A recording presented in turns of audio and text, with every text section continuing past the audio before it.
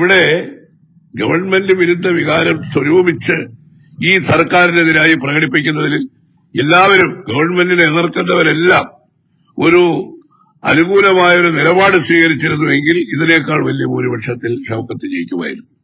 പിണറായി സത്തെ പരാജയപ്പെടുത്താൻ വേണ്ടി തെരഞ്ഞെടുപ്പിൽ മത്സരിച്ച ആൾ പോലും യുഡിഎഫിന്റെ വോട്ട് ഭിന്നിപ്പിക്കാനാണ് ശ്രമിച്ചത്.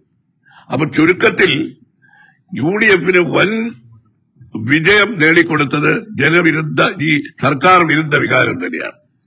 ഇത് കേരളത്തെ സംബന്ധിച്ചിടത്തോളം വരാൻ പോകുന്ന തെരഞ്ഞെടുപ്പിൽ കേരളത്തിന്റെ രാഷ്ട്രീയ ഭാവിയിലേക്കുള്ള ചൂണ്ടുപലകയാണ്.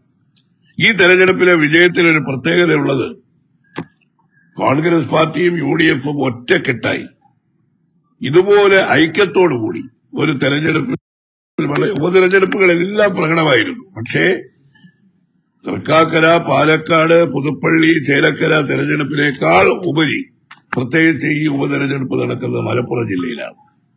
അതുകൊണ്ട് തന്നെ മലപ്പുറം ജില്ലയിലെ പ്രത്യേക യുഡിഎഫിലെ ഏറ്റവും ശക്തമായ രാഷ്ട്രീയ പാർട്ടി എന്ന് പറയുന്നത് മുസ്ലിം ലീഗാണ്. മുസ്ലിം ലീഗിന്റെ ഒരു സ്ഥാനാർത്ഥി മത്സരിച്ചാൽ അവർ കാണിക്കുന്നതിനേക്കാൾ വലിയ വാശിയും വീറും കൂടിയാണ് അവർ ഈ തെരഞ്ഞെടുപ്പിൽ യുഡിഎഫിന്റെ വിജയത്തിന് വേണ്ടി ശ്രമിച്ചത്. യുഡിഎഫിലെ ഐക്യം ഒറ്റക്കെട്ടായിട്ടാണ് യുഡിഎഫ് കോൺഗ്രസും മറ്റ് ഘടകകക്ഷികളെ ഈ തെരഞ്ഞെടുപ്പിൽ നേരിട്ടത്. സ്ഥാനാർത്ഥി നിർണയം ഉൾപ്പെടെ പിന്നീട് നടന്ന തെരഞ്ഞെടുപ്പിലെ പ്രവർത്തനങ്ങൾ ഇത്ര ചിട്ടയായി ഇത്ര വളരെ വളരെ ശക്തമായി നടത്താൻ കഴിഞ്ഞത് പാർട്ടിക്കകത്തും മുന്നണിയിലുമുള്ള ഐക്യമാണ് പ്രധാനമായ കാരണം. ഈ തെരഞ്ഞെടുപ്പിന്റെ ഫലം മുന്നിൽ വെച്ചുകൊണ്ട് 2026 അതിനു മുമ്പ് നടക്കാൻ പോകുന്ന തദ്ദേശ സ്വയംഭരണ സ്ഥാപനങ്ങളുടെ തെരഞ്ഞെടുപ്പിലേക്കുള്ള പ്രവർത്തനങ്ങൾ നാളെ മുതൽ തന്നെ കെപിസിസിയും യുഡിഎഫ് നേതൃത്വവും ആവിഷ്കരിച്ച് മുന്നോട്ട് പോകാൻ തീരുമാനിച്ചിരിക്കുകയാണ്. ഇനി ഈ ഗവൺമെന്റിന് വാസ്തവത്തിൽ ഈ വിജയം ഒരു കാര്യം കൂടി വിളിച്ചറിയിക്കുന്നുണ്ട്. ഈ ഗവൺമെന്റിന് സാങ്കേതികമായി ഭൂരിപക്ഷം ഉണ്ടെങ്കിലും ധാർമ്മികമായ അധികാരത്തിൽ തുടരാനുള്ള അവകാശം നഷ്ടപ്പെട്ടിരിക്കുകയാണ്. കാരണം 5 ഉപതെരഞ്ഞെടുപ്പുകൾ നടന്നതിൽ ഇപ്പോ അതിൽ 4 വൻ ഭൂരിപക്ഷമാണ്.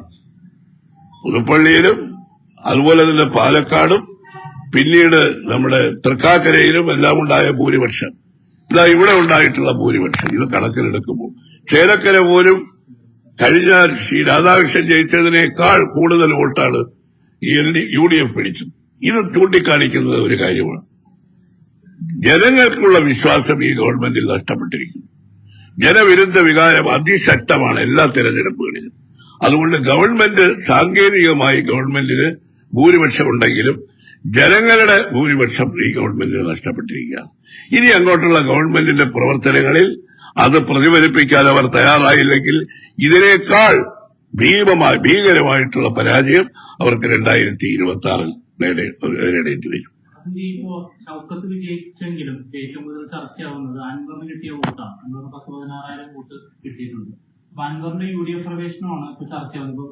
അല്പസമയം മുമ്പ് മുരളീധരനാണ് പ്രതികരിച്ചത്. അൻവറിനെ കൂടെ ചേർത്തിരുന്നെങ്കിൽ 25,000 വോട്ടിന്റെ ലീഡ് നേടാമെന്നാണ്. ഞാനും പറഞ്ഞല്ലോ അത്. അതിനകത്ത് അൻവർ എന്തുകൊണ്ടാണ് അൻവർ ഈ നിലപാടെടുത്തതെന്ന് നിങ്ങൾക്ക് നന്നായിട്ടറിയാം. ഞങ്ങൾ അൻവറിനെ ഉൾക്കൊള്ളാൻ തയ്യാറായിരുന്നു. അദ്ദേഹത്തെ അസോസിയേറ്റ് മെമ്പറായി യുഡിഎഫിൽ ഉൾപ്പെടുത്താൻ തീരുമാനിച്ചതാണ്. ആ കാര്യം അദ്ദേഹത്തെ അറിയിച്ചതാണ്. പക്ഷേ ഒരു യുഡിഎഫ് പോലുള്ള ഒരു രാഷ്ട്രീയ സംവിധാനത്തിൽ ഏത് പാർട്ടിയുടെയും സ്ഥാനാർത്ഥിയെ തീരുമാനിക്കാനുള്ള അവകാശം ആ പാർട്ടിയുടെ നേതൃത്വത്തിനല്ലേ. കോൺഗ്രസ് ഹൈക്കമാൻഡ് ഒരു സ്ഥാനാർത്ഥിയെ പ്രഖ്യാപിച്ചപ്പോഴാണ് അൻവർ ഷൌക്കത്ത് ജയിക്കില്ല എന്ന് പറഞ്ഞു. അൻവറിന്റെ അന്നത്തെ പ്രവചനവും ഇന്നത്തെ അനുഭവം തമ്മിലൊന്ന് താരതമ്യം ചെയ്യുക. ഷൌക്കത്ത് ജയിക്കില്ല എന്ന് പ്രാരംഭത്തിൽ പറഞ്ഞ ഒരാളെ ഞങ്ങൾ ആ കാരണം കൊണ്ട് തന്നെയാണ് അദ്ദേഹം തന്നെയാണ് ഈ മുന്നണിയിൽ വരുന്നതിന് തടസ്സമായിട്ടുള്ള കാര്യങ്ങൾ സൃഷ്ടിച്ചത്. അതുകൊണ്ട് ഇപ്പോഴും ഈ അൻവറിന്റെ മുമ്പിൽ ഗവൺമെന്റിനെതിരായിട്ടുള്ള ഒരു വികാരം കണക്കിലെടുത്തുകൊണ്ട് അദ്ദേഹത്തിന് കിട്ടിയ വോട്ടുകളും അതാണ്. അത് യഥാർത്ഥ സർക്കാർ വിരുദ്ധ വികാരമാണെന്ന് കണക്കിലെടുത്തുകൊണ്ട് ഈ സർക്കാരിന് എതിരായിട്ടുള്ള ഒരു മുന്നേറ്റത്തിനാണ് അദ്ദേഹം മുന്നോട്ട് പോകുന്നതെങ്കിൽ ഈ സർക്കാർ വിരുദ്ധ വികാരത്തിന്റെ പതാകവാഹകർ യുഡിഎഫ് അല്ലേ. അതിനോടൊപ്പം അദ്ദേഹം നിൽക്കണം. അതാണ് ഇനി ഈ തെരഞ്ഞെടുപ്പിൽ നിന്ന് അദ്ദേഹത്തിന് കിട്ടുന്ന പാഠം. കെപിസിസി പ്രസിഡന്റ് അല്പസമയം മുമ്പ് പറഞ്ഞത് അൻവറിന്റെ വാതിൽ അടഞ്ഞു കിടക്കുകയാണ്. അത് അദ്ദേഹം പറഞ്ഞതായിട്ട് ഞാൻ കണ്ടത്. വാതിലുകൾ അടച്ചാലും അടച്ച വാതിലുകൾ തുറക്കാമെന്ന് അദ്ദേഹം പറഞ്ഞു. വാതിലുകൾ സ്ഥിരമായിട്ട് അടയ്ക്കുന്നില്ലല്ലോ ഒരു രാഷ്ട്രീയ പാർട്ടിയും.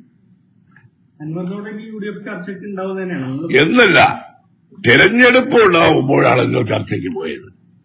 അൻവർ ഇനിയൊരു തെരഞ്ഞെടുപ്പ് വരുമ്പോൾ UDF സഹായിക്കാൻ തയ്യാറായാൽ ചർച്ച ചെയ്യും, അത്രേ ഉള്ളൂ.